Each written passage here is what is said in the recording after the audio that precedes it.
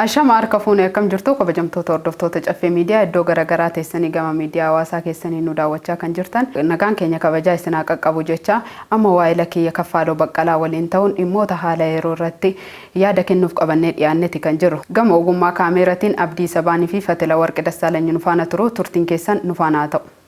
Toleka haala ijoo tibba kanarratti yaada kennuuf qabxiilee ijoo sadiidha qabanneeti kan jirru isaan keessaa tokko Fiild Maarshaal Biraanuu Juulaa yaada kennaniin baha Afrikaatti waraana kakaasuu kan barbaadaniif ittisa raayyaa jabaa qabaachuudha kan dubbatanii inni lammaffaa immoo Itoophiyaa fi Chaayinaa waliigaltee daldala maallaqaa taasisuu fi inni sadaffaan hiikamuu qondaaltota adda bilisummaa Oromoo nan deeggara jetteeti yaada kan kennite qabxii keenya jalqabaarraa yookaan Fiild Maarshaal Biraanuu Juulaa Itoophiyaan humna waraanaa gahaa qabaachuu kan dubbatanii kanammoo kan dubbatan guyyaa hundeeffama waggaa 47ffaa ajaja bahaa Jijjigaatti kabajame irratti mee asirraa haa jalqabnu.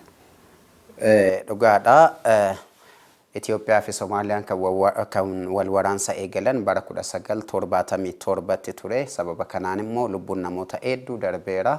Lubbuun namoota hedduu darbuu qofa miti namoonni hedduun mana jireenya isaanii irraa buqqa'aniiru, hedduun madaa'aniiru, balaa guddaa geessisee ture.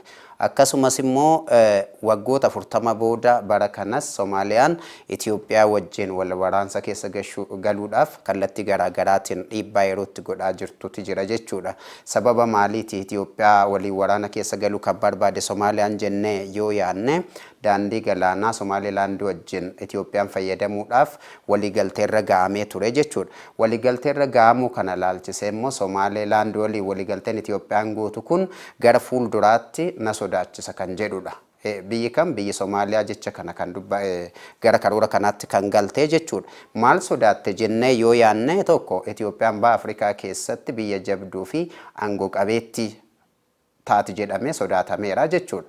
Kallattii biraatiin immoo Itoophiyaan Somaalilaand wajjin walii galuun ishee beekamtii kennuu ta'a. Somaalilaand akka biyyaatti hundoofteen turre amma garuu Itoophiyaan daandii galaanaa wajjin hojjechuudhaaf wajjin qabaachuudhaaf Somaalilaand wajjin walii galte jechuun Somaalilaandiif beekamtii biyyummaa kennuudha jette waan amantuuf kana sodaatteet. Kanumarratti hundoofteet egaa biyya Masrii waliin walii galtee humtee Itoophiyaa waraanuudhaaf karoora kan baafatte jechuudha. Biyyi Soomaaliyaa Masrii wajjin walii galtee Itoophiyaa waraanuudhaaf karoora kan baafatte karoora ishee immoo Masriitti kan himte Masri immoo nagaan eegsisa baha Afrikaatti humnaan qabaa jettee loltoota ishee gara baha Afrikaatti qubachiisuu eegaltee jirti yeroo dhiyoo kanaa jechuudha. Kun immoo maal ta'uu danda'a kan jedhuuf dhuguma Itoophiyaa fi Soomaaliyaan waraana keessa ni galuu hin galanii kan jedhu gara fuulduraatti kan itti deemnu ta'a kan ilaalaa deemnu ta'a jechuudha. Jalqabumarraa yookaan immoo Soomaaliyaa fi Itoophiyaan humna waraanaatiin jeettota waraanaatiin humna galaanaatiin waliin madaalan humni waraana Itoophiyaa 165 ol yommuu ta'u kan waraana Soomaaliyaa immoo 15,000 qofaadha. Kanaafuu humna wal madaalaa waan hin qabnee fi gara waraanaatti galuufillee waan nama dandeessisu miti jechuudha kun. Akkuma beekamu gadur irraa kaasee sababa laga Abbayyaatiin wal qabatee Masrii Itoophiyaatti mufii guddaadha kan qabdu. Haa ta'u malee yeroo darbee Itoophiyaan Somaalilaand wajjin walii galuudhaan wal qabatee mufiin Soomaaliyaan Itoophiyaa irratti qabdu daran kan cime. Kanaan wal qabatee Soomaaliyaa fi Masriin immoo walii galuudhaan hanga humna waraanaa Masrii Soomaaliyaa keessa qumachiisutti ragaameeti kan jiru. Haa ta'u malee gama kanaan immoo Fiild Maarshaal Biraanuu Juulaa ejjennoo cimaa qabanidha kan ibsanii waraana gahaa qabaachuudha kan ibsan isaan. Dhugaa keeti lallisee Masrii durumarraa qabdee hidha laga Abbaa irratti Itoophiyaa wajjin walii galtee gaarii hin qabdu. Itoophiyaan qabeenya koo kana nan fayyadama, laga koo kana nan fayyadama, haalaan karaa kallattii adda addaatiin humna ibsaatiin, karaa qonnaatiin, qonna jallisiitiin fayyadamuun qaba jettee waggaa 12 dura hojii eegaltee turte hidha laga Abbaa irratti. Kan hordofeeti egaa biyyi Masrii yookaan immoo Gibs kallattii adda addaatiin Itoophiyaa dhiibuu Itoophiyaa wajjin waan hin taane keessa galuu kan isheen eegalte. Amma gaa carraa waan argatte fakkaata. Carraa maalii argatte? Soomaaliyaan kottu na gargaari Itoophiyaa wajjin waraannaa jettee gara baha Afrikaatti waamtee jirti. Biyyi Gibs yookaan biyyi Masriis immoo maal goote humna ishee jabeeffatte loltoota ishee gara baha Afrikaatti fiddee jirti. Kun immoo maal nagaan eegsisaa jette. Uummanni addunyaa yookaan immoo mootummoonni gamtoomanii immoo maal jedhu asirratti biyyi Ijipti yookaan immoo biyyi Gibsi humna lolaa hin qabdu. Kana dura loltoonni ishee baroota hedduudhaaf lola garaagaraa irratti hirmaachaa hin turre. Kanaaf humna hin qabanii. Bakka tokko ta'anii loltoota qallabamaa turan yookaan immoo loltoota kunuunfamaa turan malee nagaa eegsisuu irratti naannoo tasgabbeessuu keessatti ga'ee hin qaban jedhanii jechoota adda addaa dubbataa haalatti turanti jiru. Tibban ammoo ajaja waraana ba'a Itoophiyaa 47ffaa ilaalchisee Fiild Maarshaal Biraanuu Juulaa jechoon isaan dubbatan keessaa kan maal jedhudha yoo jenne Itoophiyaan humna ga'aa qabdi biyyoota kamuu biyyoota ishee dhiiban biyyoota ishee irratti dhiibbaa uuman kamuu ofirra qolachuudhaaf humna ga'aa qabdi. Kanaafuu Itoophiyaa utuu hin xuxxan ta'e jedhanii ajaja dabarsanii turan jechuudha. Kanaafuu amma gara fuulduraatti baha Afrikaa keessatti okkora uumamuuf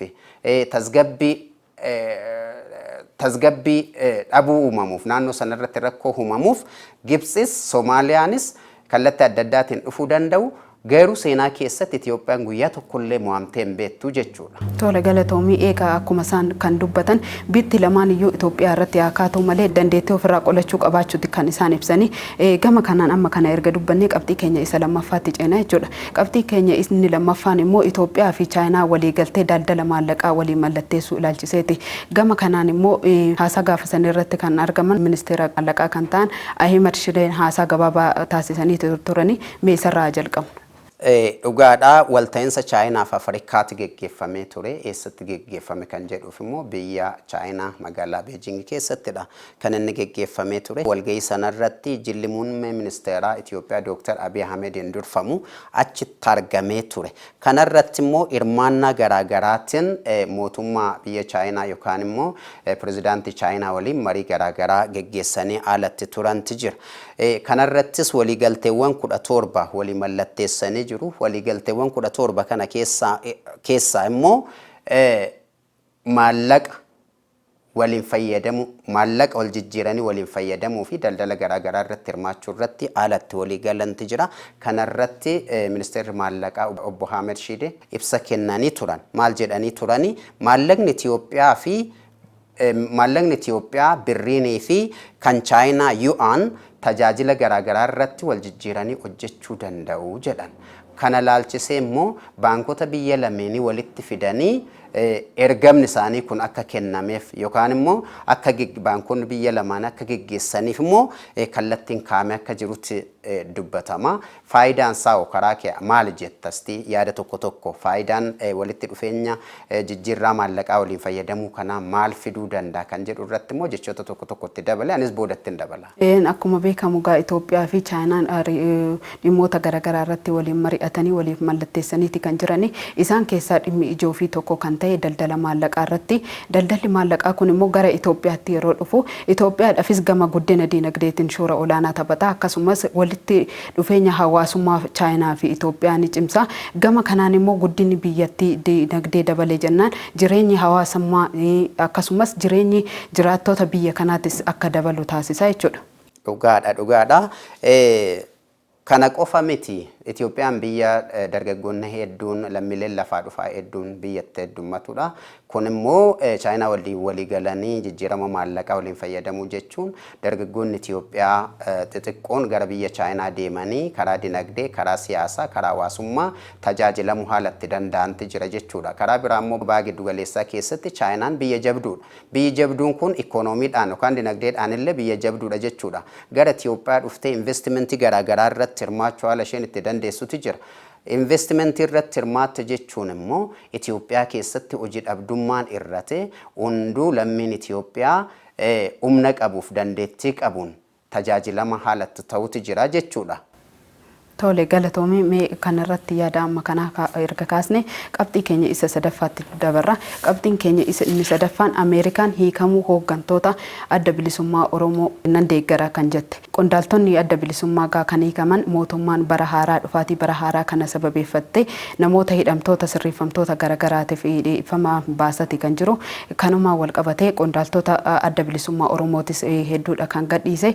Kanarratti immoo Ameerikaan waraana dhaabuu fi Itoophiyaan gara marii nagaatiin yoo tasgabbii uumte nan deeggaraadha kan jette.